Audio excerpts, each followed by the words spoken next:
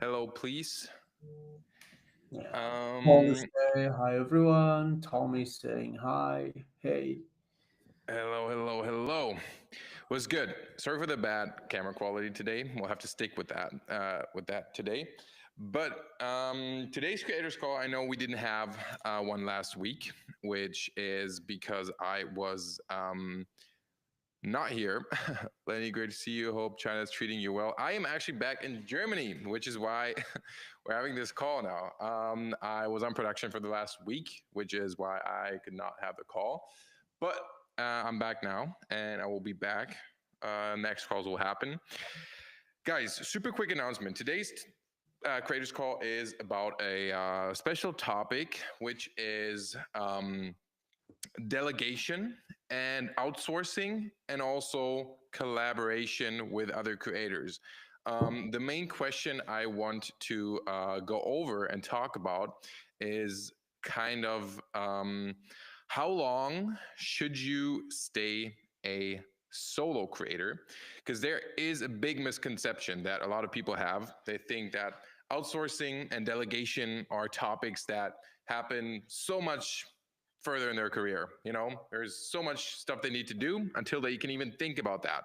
But I do want to let you know and give you some information about my background, about stuff that I've done in the past, mistakes where I've gone wrong, and maybe give you some input on how to do these kinds of topics. Before I dive into that, I will show you a quick presentation, actually a pretty long one, not too long. It's just, we'll go over it together. I will give you some examples about my career, about what I did wrong, what you can do better. But before that, I want to do a super quick announcement. First of all, hello, Aladdin. Thank you for being in the call today. Thank you for keeping an eye on the community. We will restructure motion creators a lot. We will have a lot of new modules by the end of the month, actually. So we'll have 5 more days. We'll need a bit more prep time, but we have a compositing module that is in place. We have a bunch of new videos that are coming from my end, from other people's end. We'll have a Blender course, and we have more tutorials coming. So motion creators will get a big upgrade. And yes, we have been on production. I know we've been saying that a lot, but now we are in the final stages. It's coming. The modules are 90% done. So I'm super excited for that to be released. We'll make a big announcement, big campaign for that, but just stay stoked. Gonna be sick. Praying for the Porsche tutorial. Yes, it's coming. It's done. It's all done. We'll just need to do some adjustments to finally release it and release it all together. But stay excited. It's gonna be sick. Cool. Let's dive into the presentation. I think it's funny because I usually don't do these kinds of presentations, but I think for this one, when we have topics that are a bit more, um, you know, theoretical and less hands-on. Last time we had a screen recording where I showed some stuff in Blender and walked through some steps. That is a bit more hands-on. The stuff now is a bit more, mindset and theoretical. But I think it's still super important. I want to go over it. So let me just share my screen. I hope that I can do that, even though I am only on one screen right now. I'm in my studio, but I am missing my USB-C cable, which I forgot at home. I'm traveling. I'm lost. So please excuse the camera quality and also that I only have one screen, which is why, Aladdin, you will need to keep an eye on the chat. Interrupt me if anything goes wrong, if audio cuts, whatever. I will not see the screen. Okay, long talking. Let me share my screen. We see it? Yep. I can see your screen. Awesome. Cool. All right. You ready for that super pretty, super crazy presentation that I prepared? Oh hell yeah for me. Oh, hell yeah. Okay, just let me know when I do full screen. Is it also full screen for you? Yes, it is full It is? screen. Yes. Perfect. Cool. Also, feel free, guys, to ask any questions. I would like to reuse this video or this call as one video. So, any questions that you have, please feel free to write them in the chat. I will just go through everything that I want to say, and then we can have a quick Q&A if there's any questions after, okay? Um, Oh, just so we stay in the flow. All right. Cool. The big question, and I would like to know if you guys have already thought about that. This is a question that maybe some of you guys have not been thinking about that much, but it's a question that you should ask yourself. How long should you stay a solo creator? And I want to kind of start off with me saying that I have been in a position for a long time where I did not think about that question, because for me it was clear that in order to delegate tasks or bring other people on, I need to reach a certain level. But that level that I was aiming for was never really defined. Do you know what I mean? Like, it was more like, I never felt like I was at the point where I could even think about bringing people on.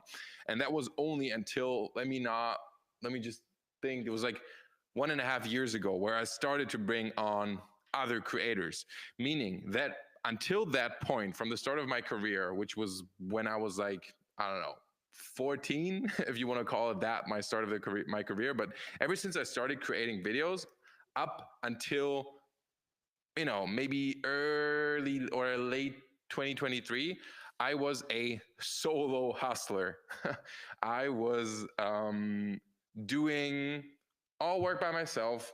And what I want to kind of like give you here is exactly what I've done start of 2024, which was actually end of 2023, which was me writing down a kind of level system and making myself aware which level I am currently at and where I want to go. And this is kind of like laying out a roadmap for you, as far as you kind of force yourself to think about, what environment are you in right now? What is the current situation? Where do you want to go?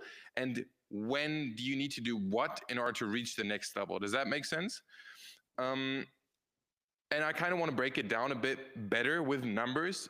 Please do not take these as like, given. It's just like that.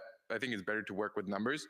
So I want to put like the solo hustler kind of level 1 situation into, yeah, just someone who earns, say, less than 2,000 euros a month or dollars a month. This number obviously can vary by a lot, like depending on where you live, depending on so many things. But I just want to put a number out there. This is kind of what I was doing. This is all based on my income in that level and what I was doing. Okay, so up until late 2023, I was, sometimes more, but usually less than 2,000 euros a month from my freelancing career. Okay.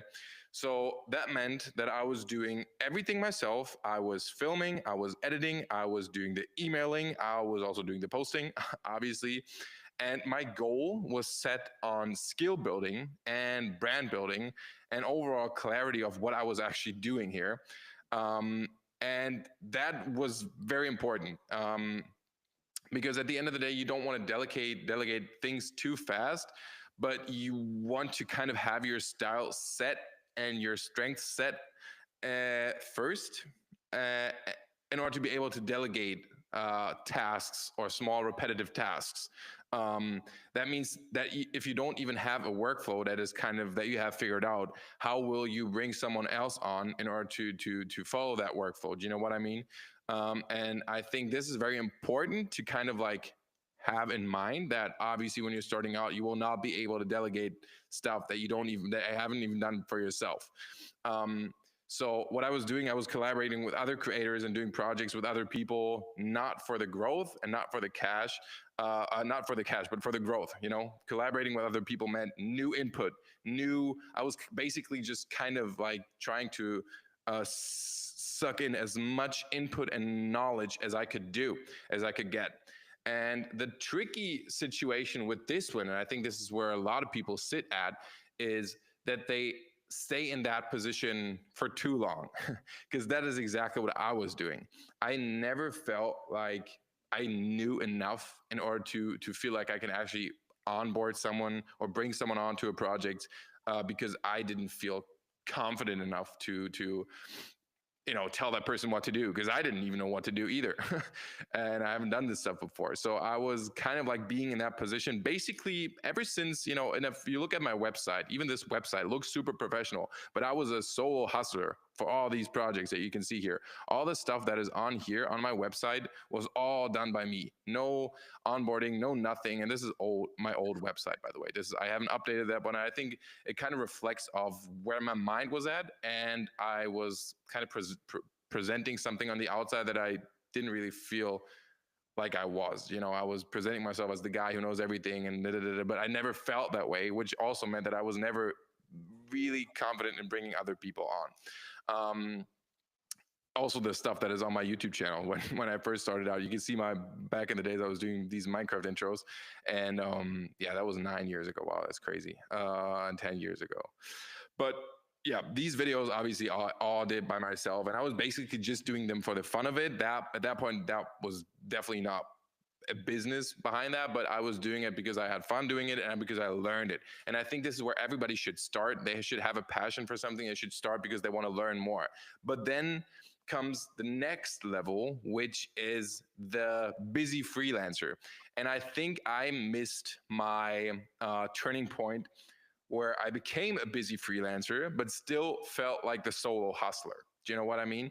There were so many, like the projects became more, even though I was not having the crazy social reach or whatever, but the projects became more, and I kept myself more and more busy without even thinking about bringing someone else on, because more projects meant more money, right? And the thought of bringing someone else on to those projects that I was new to felt so out of the world, man. That was, yeah, that was crazy. So I basically became a busy freelancer way before I started to realize it. So I would say, and this is again just a number that I want to put out there, but a busy freelancer, meaning someone who, this was me, I made 2,000 to 10,000 a month, and I had client work, not the super cool ones, but also they were good, right? I was doing client work, I had deals, I had some DMs on Instagram, but mainly also network conversations with people, and bunch of projects piling up, deadlines after deadlines. And yeah, the pain that I had, and I think this is also where a lot of people can probably relate, I had so much stuff to do, and I was so busy with projects that I did not have a lot of time to actually scale what I was doing and focus on the stuff that I really needed to focus on in order to reach the next level. So what that meant that sometimes for each project, because it was so much and I was doing everything by myself, you see some quality slipping. You see that there are some certain things that you just don't have the time for. You could do, but there are a lot of bottlenecks that need to be filled, and you keep doing them yourself. But yeah, you just know that there are certain things that are too much, and that's the first step of realization, that you see that, okay, what I'm doing right now is too much to handle for one person. So the delegation becomes more of a leverage and not a luxury, meaning that you kind of need to put the time into thinking about how do I delegate certain things to other people in order to not miss deadlines, so what these people can start out with is outsourcing small things for edits, doing the rough cuts, whatever it is that you do. These things I did, right? I outsourced B-roll for certain projects, and I told people to do the rough cut for it. And yeah, these admin, DMs, invoicing, file handling, it all comes down to what you are doing and the kind of videos that you do. So don't take these as blueprints. But what I realized was that even on a small budget scale, and 2K to 10K a month is good money, obviously, but considering that we are freelancers, that we don't have this fixed income every month, it's not that much money, right? You still need to see where your money goes, and you cannot afford to bring someone on full time to handle a certain thing, especially when you don't have that workflow completely figured out yet, meaning that you need to start thinking on small project-based scale outsourcing situations where you, for an example, bring someone on who's kind of in the same league as you, also starting out their career, maybe even a bit behind you, and just starting, and bring them on for test projects. And that, I will tell you right now, is something that I have done or I have not done until early 2024 in my career. That was where the point where I started to bring on people, and I gave them like $100 for helping me out for filming. It was friends of mine, but still, what I learned through that was delegating tasks. Because even though they were my friends, even though they were not being paid enough, they were still doing the job and I was still directing them, meaning that I could learn how to communicate my ideas with them in a way that they understand it and the product turns out exactly how I want it. And I want to give you an example for this, of this point in my career. And that was the Mercedes production that I've done. This is one of my YouTube videos. You can go watch it if you want. There's like all the behind the scenes. But essentially, what this was, it was my first time working on a larger scale production, meaning more people were involved than I've ever had involved before. But the project was not at that budget scale. That meant let me put a number out there. I think the rough budget for this video alone, for just for the commercial that we did for them, was, let's say, 13,000 euros, which when you think about it, is really not that much.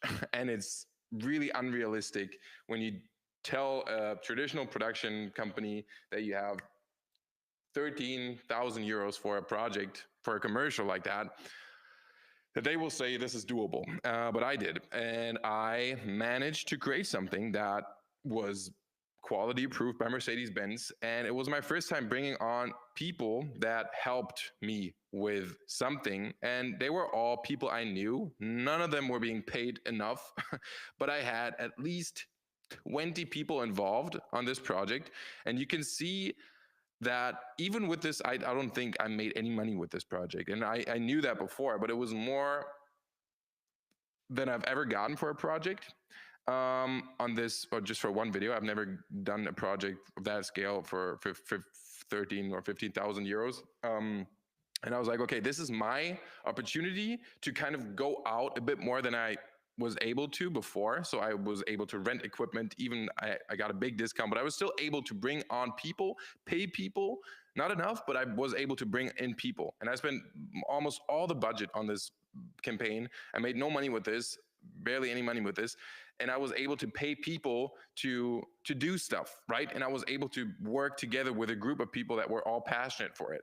And I think this is kind of the first example of me outsourcing something that, you know, the budget was not meant for this size of the team, but it was needed in order to achieve the results. So I found a way to do that.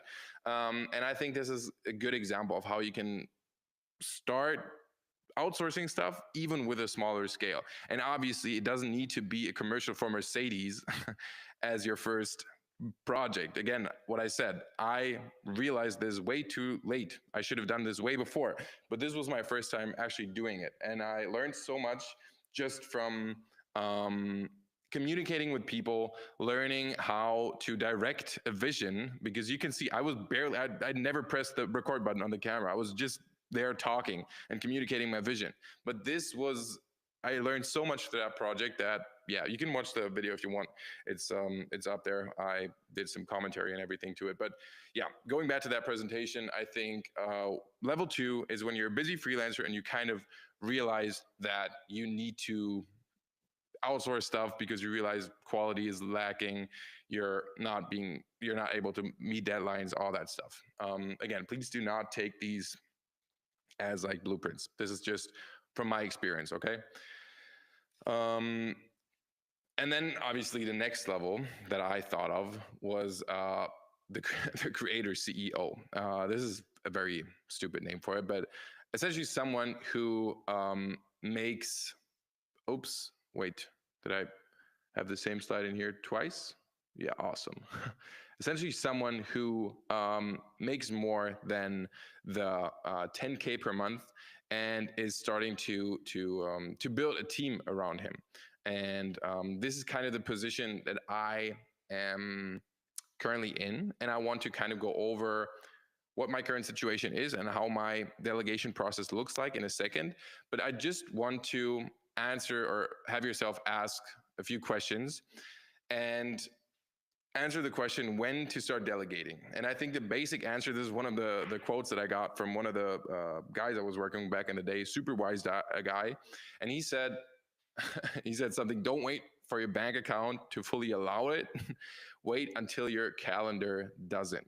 And I think this is a quote that I have always thought about and never really thought about it in that sense. But now that I think back at it, it makes total sense. And I think this is pretty self-explanatory. But this is one of the key things to keep in mind. And start delegating when the cost of delay, meaning you will not be able to meet the quality that you need, or you will not even be able to meet the deadline at all, is greater than the cost of bringing someone on for the project, right? So if you cannot make a project, what does that mean for your career? What does that mean for your business, long-term client relationship, whatever? Is that greater than just bringing on someone, maybe paying them from your own budget and bringing them on, helping you? Think about that for yourself.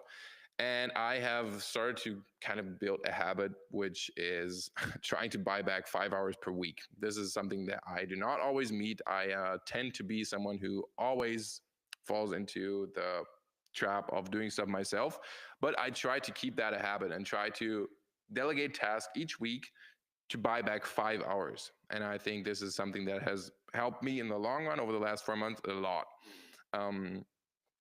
Yes, that I think was the base thing. And one of the big mistakes when you're talking about delegation is, first of all, the perfectionist trap is definitely something that I think a lot of people can relate to. Thinking that no one can do it like me. Thinking that you are the only person on earth that can do the project on that level in that amount of time with this budget. And I was proven wrong a lot of times now, because what I realize is that when I spend enough time to explain someone what I want and what I'm trying to achieve and what I've tried to do, then it usually works out. Maybe different than what I thought, but sometimes different and sometimes even better. So that perfectionist trap is very common, and I think, I still fall into that. I always also think of the short-term thinking, which is, it's faster if I just do it myself. And that I think a lot of people do. It's something that doesn't really go away, because you actively have to fight it to put in the time to tell someone what to do. Because at the end of the day, when you brief him once and he does the job once, even if it's like a small task of maybe converting a file or whatever, he can do it again and you don't have to worry about it. But if you don't take the time to brief that person and to make him learn that, then you will have to do it every single time, and that will, work on you. So yeah. And also, one more thing, when you do everything yourself, being stuck at 70% potential, meaning that you will not be able to give 100% for all of the tasks that need to be done. And you will be stuck at doing 70% here, maybe 60% there, another 50% there, because there was not enough time for it. And the quality of the product will just not match what you want to do. You will get frustrated, and it's a downward spiral. So this is something that I have realized, that the more projects I got, the worse the results got, because I was doing everything myself, and obviously I cannot split myself in half. I wish I could, but I can't. So yeah, the projects became better. The projects became worse the more I got. So and the less I was outsourcing. So yeah, essentially what delegation means, you're not losing control, you're just gaining focus on the stuff that you really need to focus on. So maybe start with these questions to ask yourself. What are the things that I may be better at than other people? Write them down, focus on them, and then think of all the other things that you still need to do, and think about how you can outsource them. What is draining me that someone else could do to at least 80% of the level I do it, right? And I bet you there will be a shit ton of stuff on that list that you will realize that someone else could do, but you just don't want to put in the time or don't want to put in the money to bring someone on to do it because you feel like this is so easy, someone else could do it, but you just don't take the time to bring someone on to do it. So try to ask yourself that question. And then also, what's holding back my output? Is it the time that I'm lacking or the money that I'm lacking? And if it's the time, then you should definitely think about outsourcing, bro, because at the end of the day, if you don't outsource, you will not gain back that time. You will be able to gain more money when you do more projects, right? But you will not be able to gain more time when you do all those projects by yourself. And then the last thing, what would my business look like if I only did what I love and I'm great at? And that's something that I have thought about, and I have put together a list and wanted to show it to you. So this is me. This is an example from me, okay?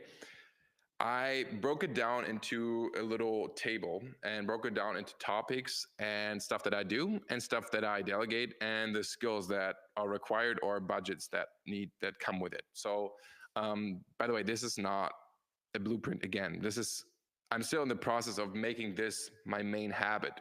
There are still projects where I just feel like the budget doesn't allow it. I do other stuff myself that maybe I shouldn't, but I just do it, right? I'm still in the process of making this my habit, but there are projects where I do it that way, and I just want to go over it. So maybe to have like a better understanding for it. So when we're talking about client acquisition and we're talking about, just clients approaching you, what I do is I post organic content to attract brands, and I build just indirectly a personal brand and authority, meaning that when I post something, a client knows when Lenny posts it or Lenny does it, there is a level of quality that is being matched because we've seen it on his Instagram, right?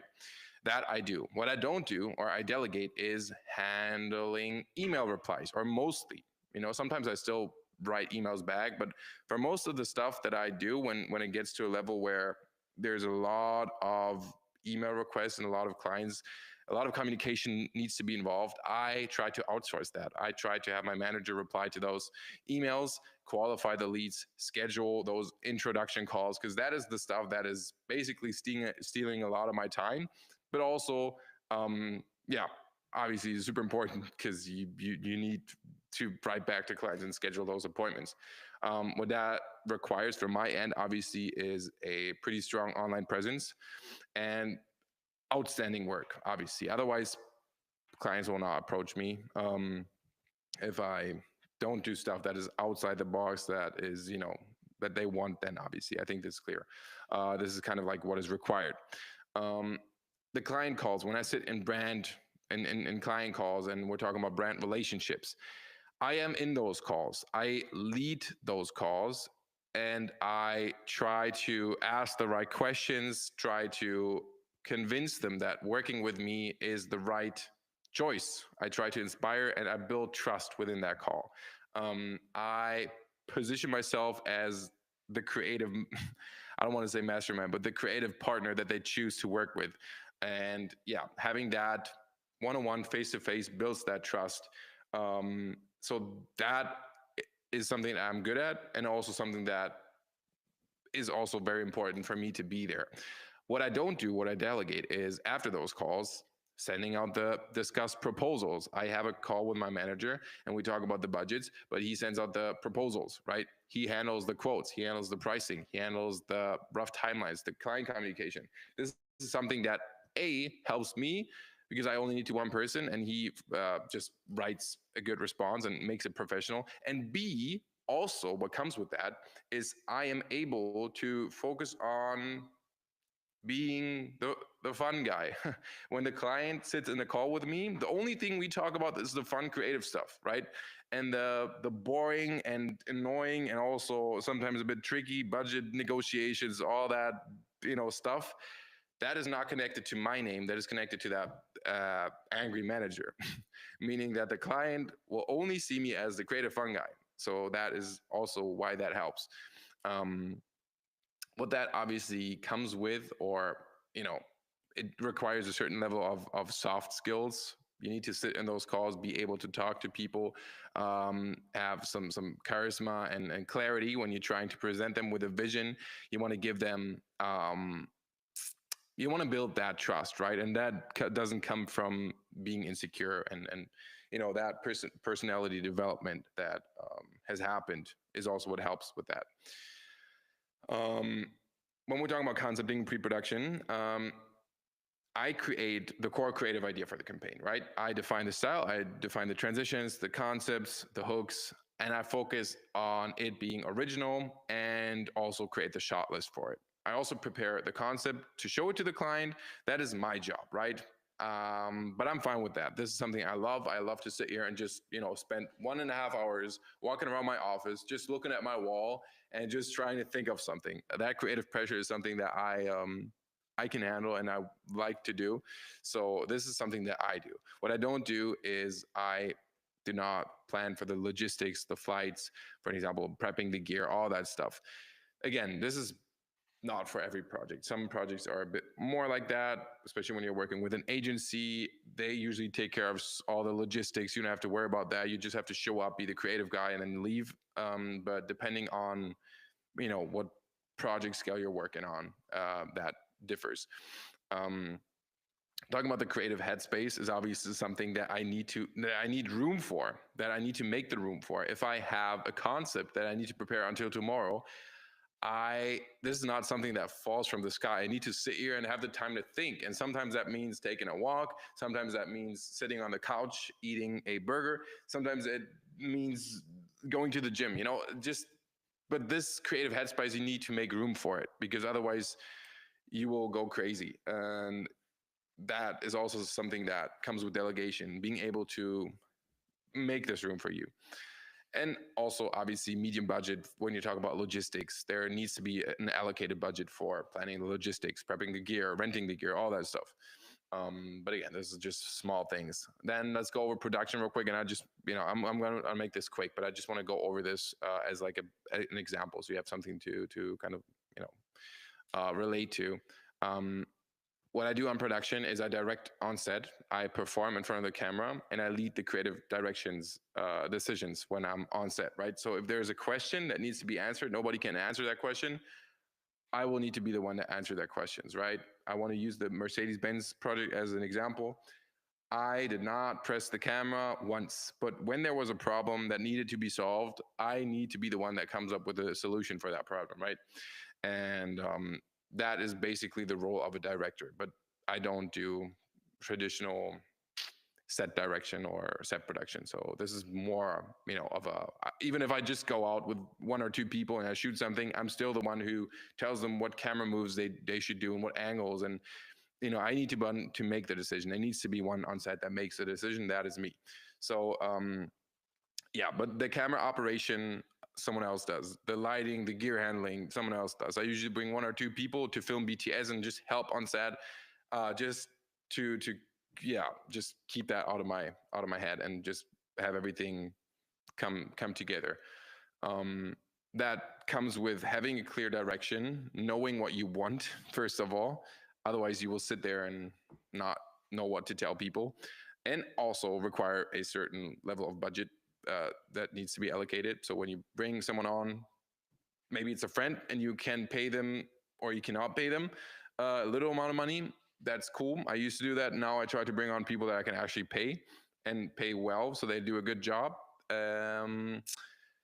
But obviously, again, it comes with knowing what you want and bringing on the right people for the job. So yeah. Then let's talk about post-production super quickly. I set the creative tone by creating a rough block out of the scene. We're talking about 3D animation. I do the rough animation nowadays, not for every project, but I try to do that for more and more projects where I just handle the timing, the camera animation, the flow, the angles, but the full edit, the CGI, the simulations, the VFX, the cleanup, the rendering, that is stuff that I try to outsource just because it takes up a lot of time. I know there's people that can do it way better than me. I have worked in the industry way longer, and I am better at just approving it, quality approving it, giving revisions to it, and basically just assembling everything together and bringing all the components together.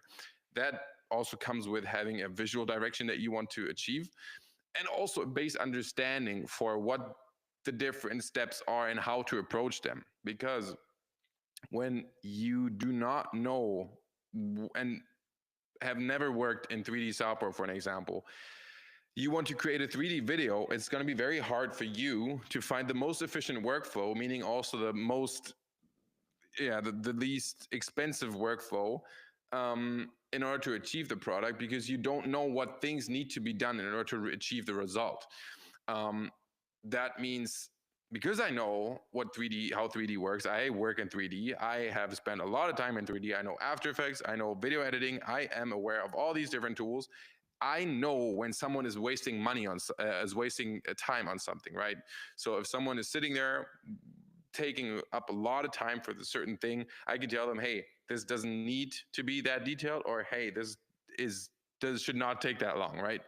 I know that, and I can talk to these people about it, which makes it way easier and way more efficient than simply relying on what they tell me they need to do, because I don't know what to do. But this obviously comes from me having worked in the software and working still in the software.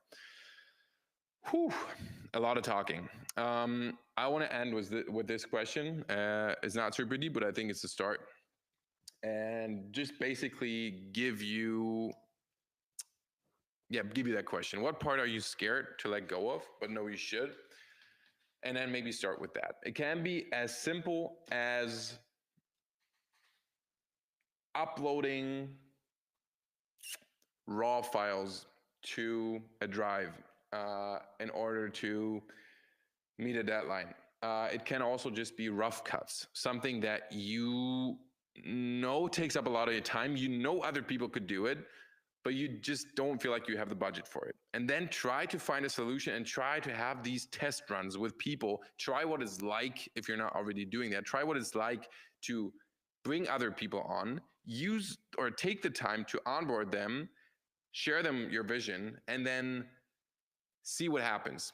Sometimes you will be surprised how much more you can achieve. And it's just, the core of this whole presentation is try to not stay in this phase for too long. Try to not be a solo hustler for too long. Obviously, this is, again, just from my experience. I know that there's a lot of people that do all of it themselves and they don't want to work in a team. That's totally fine. But I think what I want to achieve is so much greater than what one person can build, which is why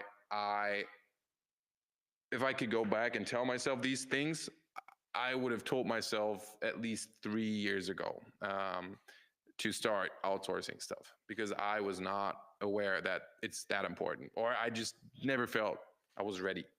And just actively think about it. Think about those different levels. Doesn't need to be those, but just think about what level you are in and what you are trying to reach, and at what point you've reached it, and what does that mean for the next steps, right? Because when you've reached a new level, meaning you have enough projects, for an example, coming in, actively start doing the stuff that comes with it. Don't try to stay the solo hustler when there's too much work for one person to be done.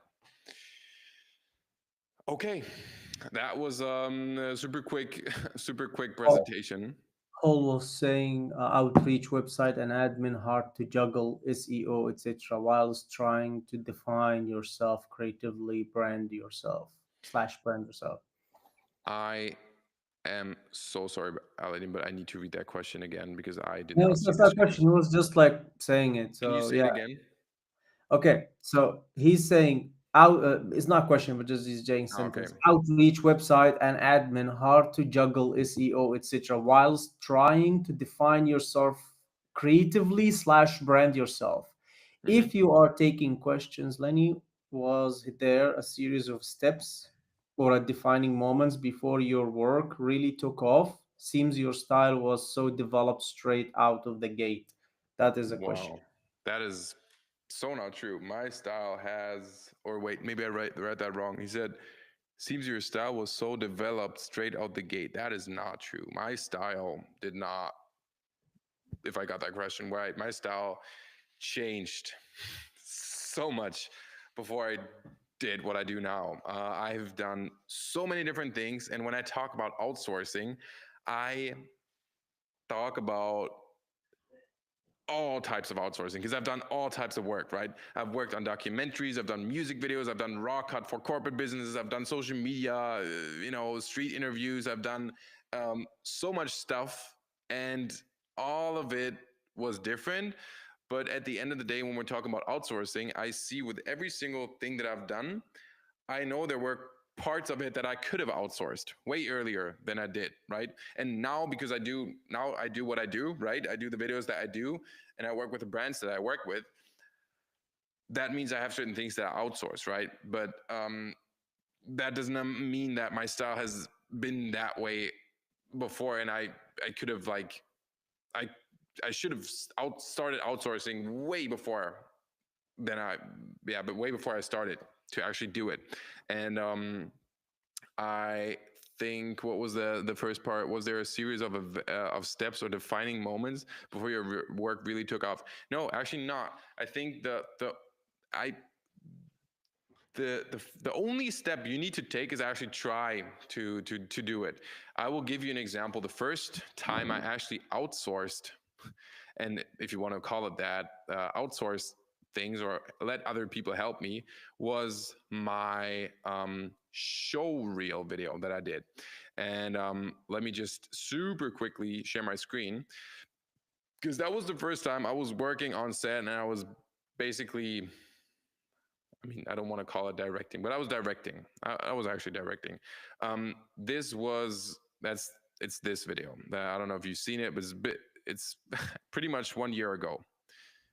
It's early 20, actually that way. You see that was shot a bit before that, but I brought some other people on who held the camera and who helped me with lighting, and those were all friends. I did not pay for any of this, meaning that I simply relied on help and simply relied on favors. And yeah, I did not have a budget allocated for this, but I wanted to do it and I knew I couldn't do it alone. So I just felt like I need to start doing it. And what are the first people I think of? Obviously, my friends. I do not need to pay them. I don't know. I pay for a beer the next time. That means they will help me, right? So yeah, it doesn't need to be a big project with a big budget allocated that you can use to first outsource or bring other people on. Just realizing that having other people help you is so good. And yeah, this was one of the big, I think, was one of the big moments in my career actually, when I started to realize that I can make use of other people. I can make use of the skills that other people have because they get excited about my vision, because I have a certain direction I want to go into, right? Other people will get excited about it too. They will hop on the train with me and they will let me direct them. And yeah, that does not require a huge budget. Sometimes, and that's I think with a lot of people, especially in the creative field, they are excited about the whole process of making something cool. Meaning that if you have something cool you want to do, usually they will probably not even ask for budget because they just want to be part of something cool, right? This is what I've done. This is what other people do. When we see something cool, we just hop in because we get excited about it, right? But yeah, no, I think that was one of the big moments where I realized that. And obviously, the Mercedes video was the first time where I was actually connected to a job and a client work. But yeah, I think that yeah, helped me a lot. And after that, it just becomes better and better, right? You just need to realize the first time you work with someone is probably the worst it will ever get. Meaning, you will have to put in the most amount of time to brief them, to help them meet your vision, and after that, it will get easier and easier. So, yeah. Fair enough. Yeah, Paul is saying thanks a lot, lads. Really useful call. Thank you. I hope that I hope that was some valuable information. I think the core message is clear, because I know, Aladdin, you said that you think a lot of people may not be at that level, and I agree. I mean, But when you explained it, I had something else in my mind, so I was like, nah, not really that level. But we were yeah, but talking I about think solo that's creation. exactly Yeah, what I'm gonna when and how, and I didn't know that there is money involved in it as well. So there are yeah, like a lot of stuff, a lot of info was yeah. not clear. So yeah, so I had something else in my head when you said it. No, no, no. But That's yeah, totally that's fine because I think that's a big misconception that people think that you need to be at a certain level to start outsourcing. And that is exactly why I wanted to have this call because you do obviously need to have a certain level of skill, but not probably not as much as you think you may need. You don't, also, one more thing, you don't have to have your shit figured out. I, up until this point, still don't think I have my shit figured out. I still don't really know exactly what my style, what my blueprint, I still have these thoughts and Mhm. I'm still able to work on projects with people. So, yeah, Nice. awesome. Cool. Again, sorry for the bad camera quality. Next time we'll improve. My camera is right there, but I cannot connect it to this stupid hub thingy here. I am so pissed, but yeah, I hope that it was still good information and good value. And we will upload this video after in the community, so it will be a standalone piece, I think. Awesome. Cool. Thank you, Aladdin, for joining the call. Thank you for everybody else for joining the call. And stay excited for the new updates for motion creators. It's coming. Give us one more week. Woohoo! Woo. All The right. real thing. Yes. Thank you, guys. We will see you next week on Tuesday as normal. See ya. Bye bye.